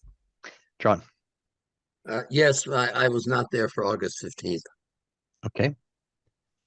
As just a point of clarification, I don't think you need to be in a meeting to approve the minutes. I was once told that, as odd as that may sound, but for what it's worth. Sue. Aye. And I'm a yes. And I think we're through the business of the meeting. Both the minutes are approved. Paul, you've got a question. Well, not a question, on comment. As we kind of close out this year, I want to thank Ann Clifford once again for stewarding us through this process flawlessly. And Burton, I want to thank you for your first year as chair for your good first and only. First and only. First and only. Thank Okay, you, well, Paul. whatever. You did a great job. Thank you very much, Paul. Second. Thank you. We have one call-in user. I just want to ask if anybody, and we've got Carol still on the line, if anybody has any public comment. Give people a couple of seconds to come off mute. Yeah, I think Carol Whalen may have gone back to rehearsal. Okay, she's back in rehearsal, and just left it on in her office. Okay, and I can't identify the call-in user, but not hearing anything and being properly admonished on taking a vote on adjournment, I will not do that, and I will call us adjourned. And thank you very much for everybody's attention this evening. I appreciate it. Good night. night. Thank you. Merry Christmas. Good night. Thank you, Edward. Same to you. That's